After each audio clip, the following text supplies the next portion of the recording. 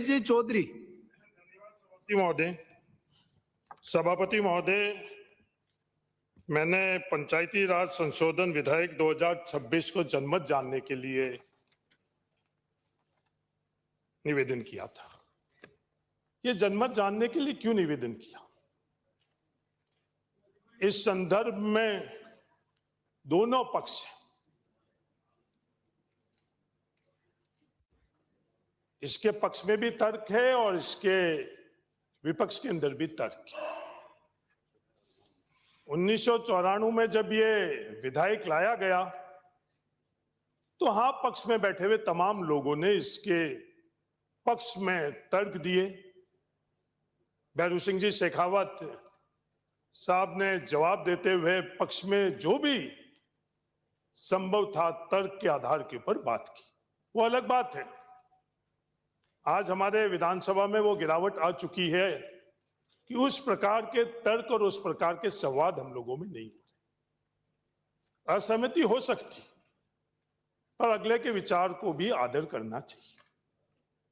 मैं याद दिलाना चाहता हूं सभापति महोदय आपके माध्यम से, जो ना पक्ष में आज मैं बैठा हुआ हूं इस पक्ष के अंदर, उस वक्त के नेता प्रतिपक्ष परसा मदेरणा जी हुआ करते थे। जो तमाम तर्क आप दे रहे हो, आज जो उद्देश्य आप इस बिल को लाते वक्त दे रहे हो, वो परसा मदेरणा जी ने भी दिया।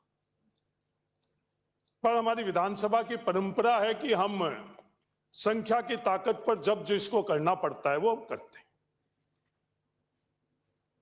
शायद ही कोई विधायक तर्क के आधार के ऊपर हमने उस विधायक को चर्चा कर और पास कराया होगा, तो इसमें आपकी तो गलती है नहीं। यूनिस खान जी ने बोला कि भैरू सिंह जी शेखावत की वक्त की बात और अभी की। यूनिस खान जी भूल गई हैं कि भारतीय जनता पार्टी की सरकार मैंने इस सदन के अंदर कभी भी नहीं सुना। यह मजबूरी है। भजनलाल जी की सरकार किसी मंत्री को अपने दल से प्रिय ये मुख्यमंत्री पद क्यों लग रहा है, ये भी विचारणीय बात है।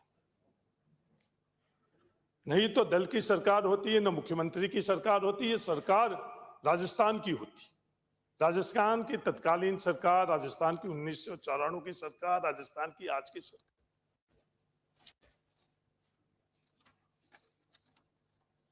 विधायक महोदय जी ने नारायण बारेठ जी का श्रद्धांजलि अर्पित करने के लिए आपसे निवेदन कर और जल्दी सूची के अंदर अपना नाम की परमिशन मांगी आपसे। मुझे भी नारायण बारेठ जी के वहां जाना था। मैं आज सदन के मार्फत से नारायण बारेठ जी को श्रद्धांजलि अर्पित करना चाहता हूं।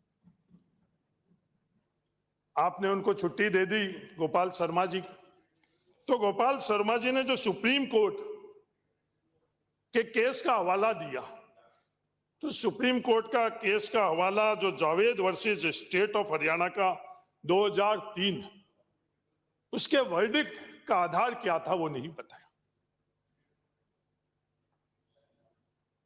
वर्डिक्ट का आधार उसके में ये था कि चुनाव लड़ना मौलिक अधिकार नहीं है बल्कि वैधानिक अधिकार है।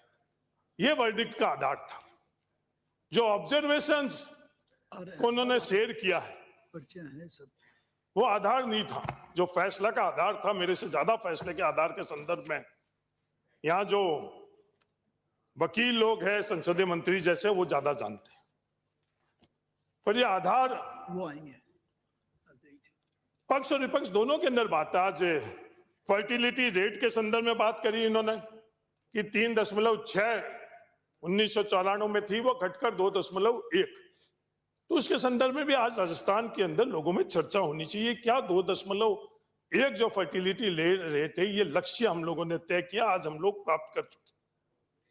अगर ये पैमाना नहीं है तो हमको चर्चा ही नहीं करनी चाहिए।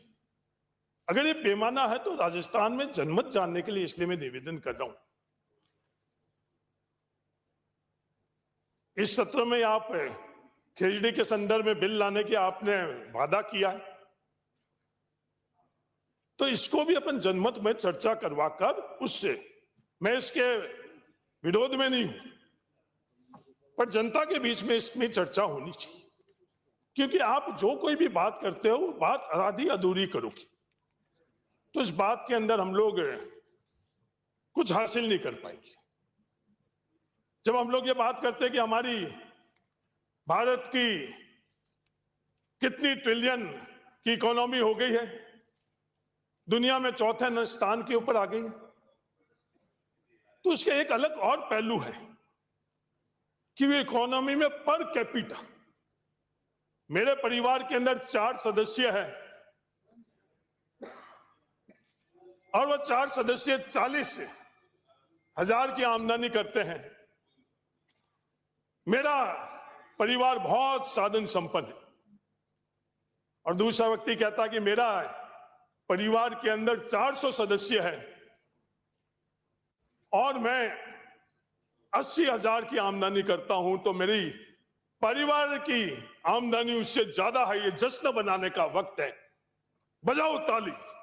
ये महिमा मंडल की है, पर हकीकत क्या है आप सबको अच्छी तरह से पता है कि जब आप ये ट्रिलियन की इकोनॉमी के संदर्भ में चौथे नंबर बोलते हो, जो पर कैपिटा इकोनॉमी में भारत का स्थान क्या पहले 100 में है? सभापति महोदय नहीं है। पर यह संपूर्ण चर्चा क्यों नहीं होती है? बिल के अंदर इतना उतावलापन क्यों? जल्दी है क्रिकेट मैच देखने जाना है, जल्दी है विधायक पास करना है। हम लोगों का विधायक के तौर पर काम क्या है? हम लोगों का विधायक के तौर पर सिर्फ इन बिल के संदर्भ के अंदर अपनी बात रखनी है और सरकार के माध्यम से हम सही निर्णय ले, ये हमारा इकलौता काम है, लेजिस्लेटिव वर्क। इस राजस्थान विधानसभा के अंदर 10-10 दिन एक ही बिल पर चर्चा हुई। आज पंचायत क्या चाह रही है? पंचायत आज संसाधन चाह रही है। क्या पंचायतों को हम संसाधन दे सकेंगे? नरेगा के समाप्त होने के बाद आज पंचायतों को संसाधन दे सकेंगे, नहीं दे सकेंगे, ये चर्चा कौन करेगा? 3 साल बाद अपन कुछ भी बहाना बना दें, पर जवाब तो अपने को सबको देना पड़ेगा। ज्यादा पक्ष को देना पड़ेगा, कम विपक्ष को देना पड़ेगा। पर उन आर्थिक संसाधन जो आने वाले समय के अंदर पंचायतों को हम नहीं दे पाएंगे, मैं बड़ी जिम्मेवारी से कह रहा हूं सभापति महोदय, आज रिकॉर्ड के अंदर की 3 वर्ष बाद इन पंचायतों को हम लोग जो संसाधन पहले दे पा रहे थे वो नहीं दे पा रहे। कर्मचारी को संदर्भ के अंदर सभापति महोदय, कर्मचारियों के संदर्भ में क्या दे पा रहे? यूनिस खान जी बड़े अलग अंदाज से बात कर रहे थे। प्रॉक्सी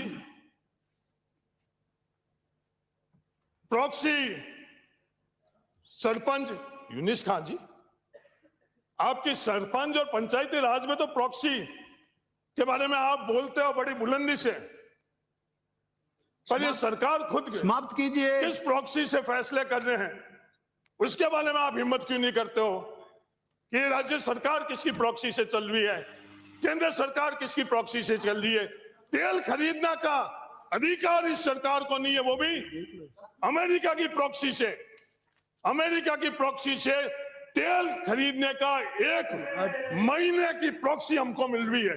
जब आप बात करते हो तो संपूर्ण बात करो। वो पंचायती राज में जो जनप्रतिनिधि बैठा हुआ है उसके तरफ तो आप अंगुली कर रहे हो, पर बड़े लोगों के तरफ आप अंगुली नहीं कर रहे हो। समाप्त कीजिए। आपका आदेश है समाप्त करने के लिए तो मैं समाप्त कर लूंगा, पर ये जनमत जानने के लिए मेरा निवेदन है कि दोनों पक्ष के अंदर बात है, आप इसके अंदर जिद नहीं करो। के पक्ष में भी बहुत तर्क है, मैं कोई इसका विरोध नहीं कर रहा हूं, पर आपस में चर्चा की आवश्यकता है, जनमत की आवश्यकता है। पंचायती राज चुनाव अभी तो नहीं हो रहे हैं, जब भी आप पंचायती राज चुनाव करवाओगे उसके दरमियान अपन चर्चा कर ले। धन्यवाद, जय हिंद, राम राम। धन्यवाद सभापति महोदय। आज आपने राजस्थान पंचायती राज संशोधन विधेयक 2026 में मुझे बात रखने का मौका दिया। सबसे पहली चीज तो आज के समय में सरपंच एक्सपेरिमेंट करने के लिए एक साधन हो चुके हैं। कोई भी एक्सपेरिमेंट करना सीधा सरपंचों पे करें। आज यहाँ पे